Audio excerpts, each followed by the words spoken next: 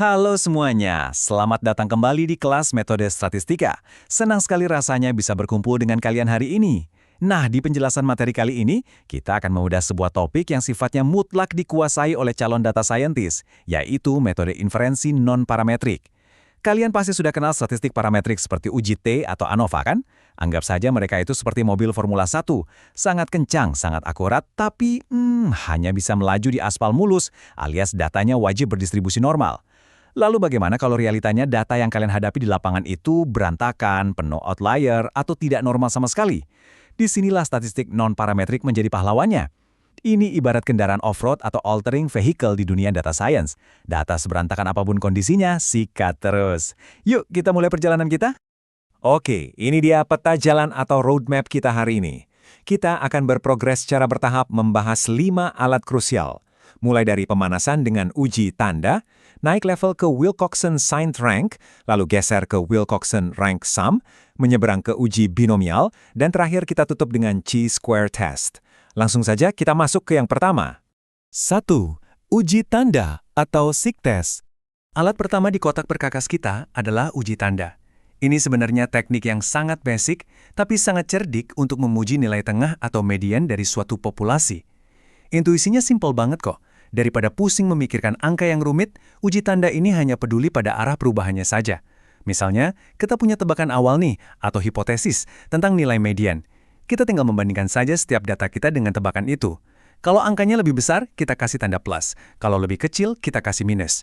Logikanya, kalau datanya benar-benar simetris, jumlah tanda plus dan minusnya pasti akan seimbang, bukan? Sangat masuk akal.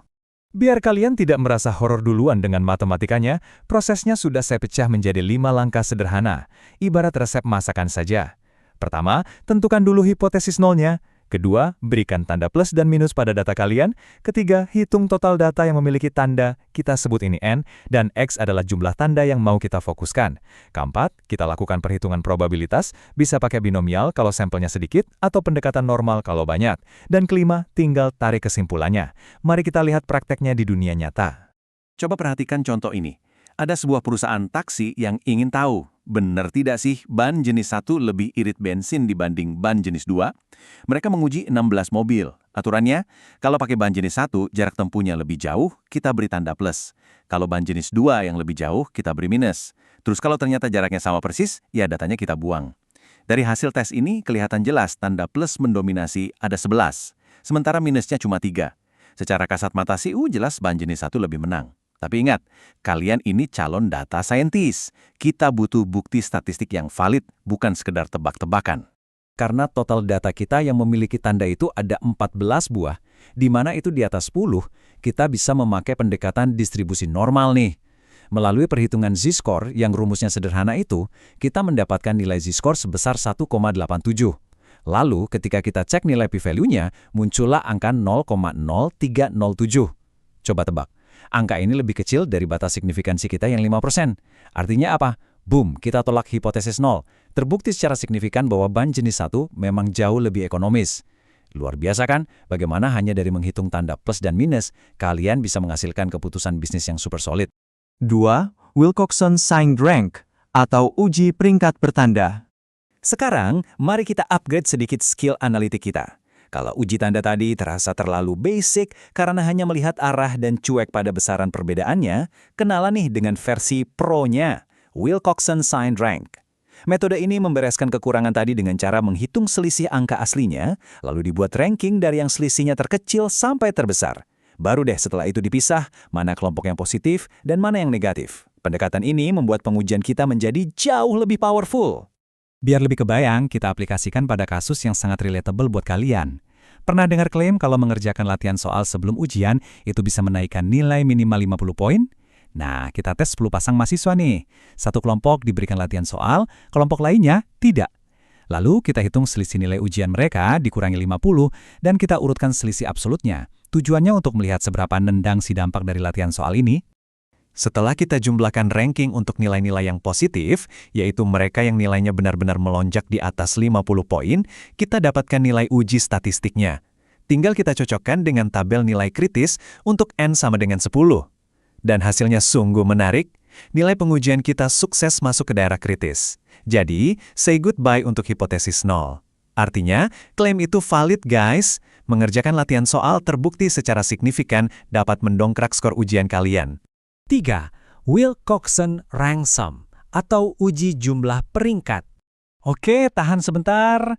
Sejauh ini kita kan bermain dengan data berpasangan terus nih. Seperti satu mobil diuji 2 kali, atau subjek yang sama dites ulang. Tapi bagaimana ceritanya kalau data kalian berasal dari 2 kelompok yang sama sekali tidak berhubungan? Perbedaan ini sangat krusial, tolong dicatat baik-baik.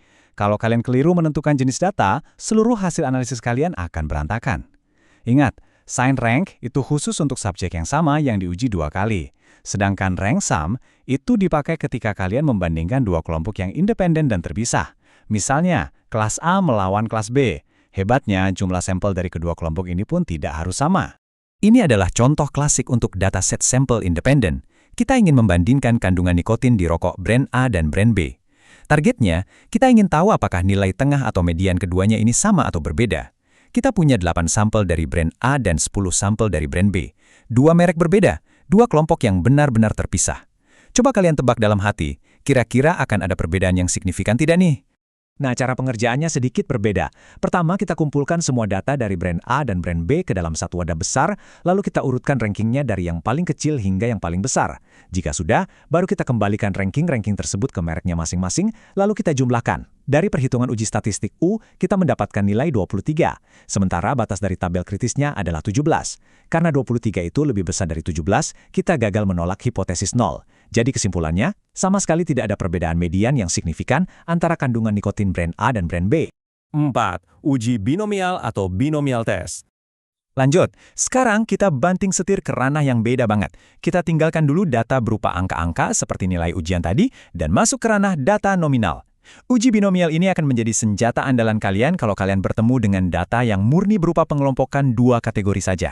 Sesimpel ya atau tidak, sukses atau gagal, opsi A atau opsi B.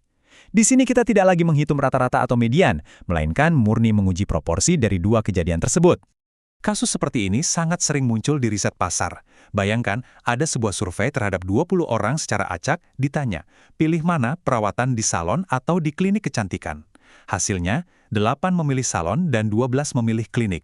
Pertanyaannya, apakah selisih 8 berbanding 12 ini merupakan bukti kuat bahwa masyarakat memang lebih condong ke klinik? Atau jangan-jangan ini cuma kebetulan saja karena sampelnya baru 20 orang? Untuk menjawab rasa penasaran itu, kita buka tabel probabilitas binomial. Kita mencari peluang munculnya 8 kejadian dari total 20 sampel.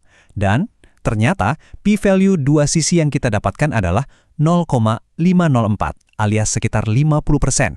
Wah, ini jauh di atas batas toleransi signifikansi kita yang 5%. Kesimpulannya, gagal tolak hipotesis 0.